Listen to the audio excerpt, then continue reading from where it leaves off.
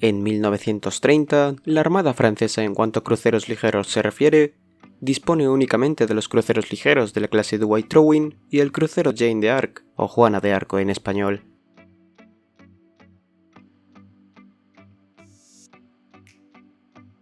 Ante este panorama, la Armada vio la necesidad de diseñar un nuevo tipo de crucero ligero que se convertiría en el buque insignia de una flotilla de destructores de la clase Elefantasque y Vauquelin en el Atlántico.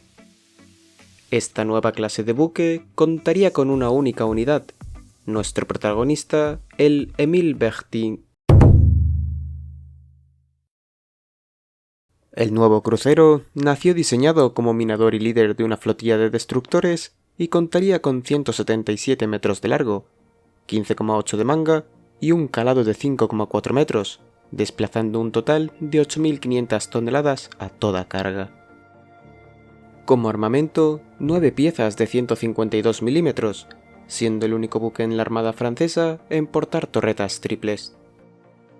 Como artillería secundaria multipropósito, 4 piezas de 90 milímetros en monturas dobles, 8 cañones de 37 milímetros modelo 1925, 8 ametralladoras Hotchkiss de 13 milímetros y 6 tubos torpederos de 550 milímetros en 2 monturas triples.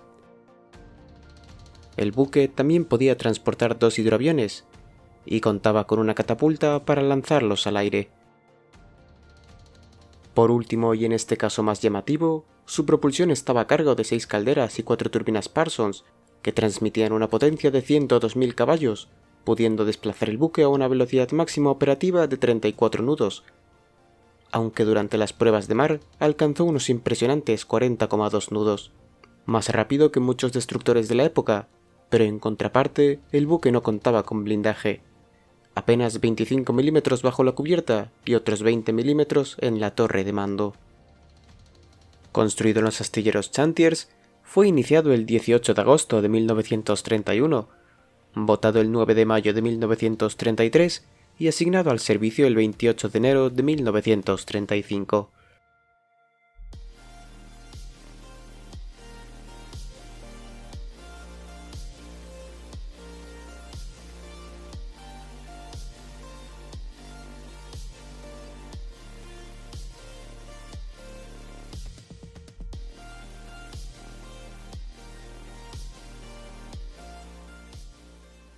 Fiel al motivo para el que había sido diseñado, el Émile serviría como buque insignia de una flotilla de 12 destructores durante sus primeros años en la Armada, hasta que en 1939, con el comienzo de la Segunda Guerra Mundial, pasaría a emplearse en una misión secreta para transportar oro del Banco de Polonia desde Beirut a Toulon, y durante su estancia en Toulon sería remodelado parcialmente a principios de 1940.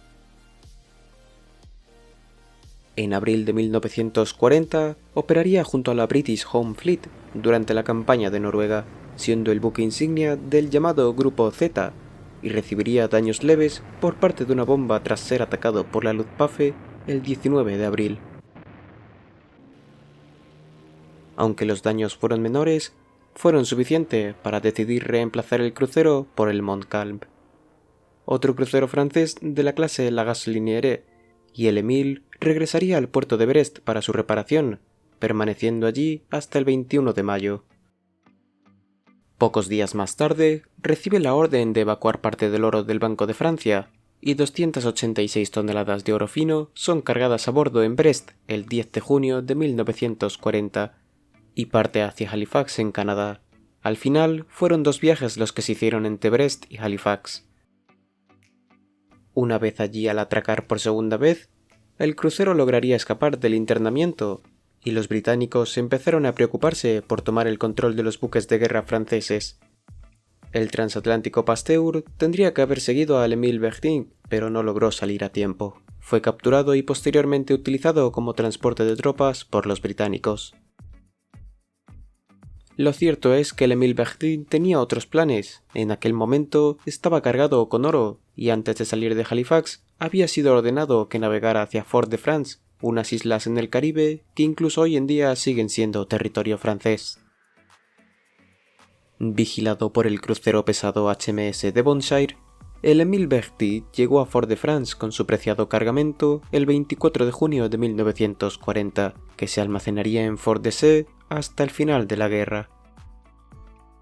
Desde entonces, el crucero permanecería en la bahía de Fort-de-France, junto al portaaviones Bern cargado con 106 aviones y el crucero ligero Jeanne d'Arc. Poco después, los británicos prepararon una operación para destruir los dos cruceros y portaaviones franceses para el 2 y 3 de julio de 1940, según se contemplaba, para evitar que los navíos franceses pudieran caer en manos de Alemania.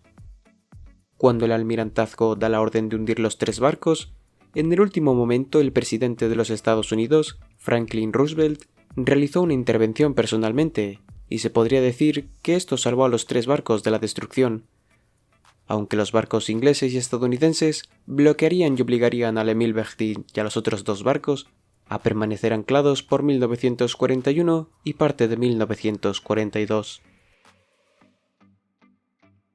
16 de mayo de 1942. El buque comienza a ser desarmado bajo la presión de los Estados Unidos. El resto de la flota francesa en Toulon es hundida por los ingleses en noviembre de 1942, entre ellos grandes buques como el acorazado Strasbourg, los cruceros pesados Colbert y Algerie y el crucero ligero Marsellesa.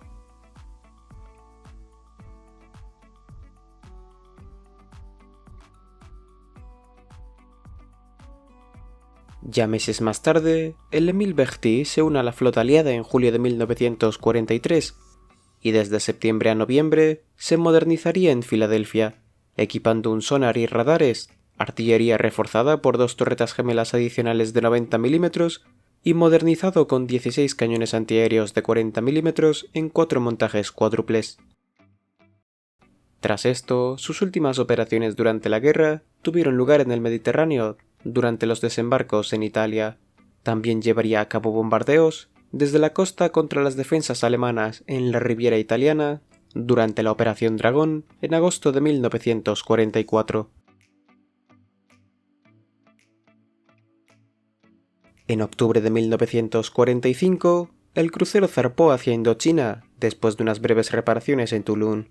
Una vez allí, contribuye a varias operaciones menores hasta el 2 de julio de 1946, cuando regresa a Toulon junto al crucero Tourville. Finalmente, termina su carrera en el muelle de Toulon como buque escuela a partir de 1947, hasta su retiro definitivo el 27 de octubre de 1959, y tras esto es vendido como chatarra para su desguace final en 1961.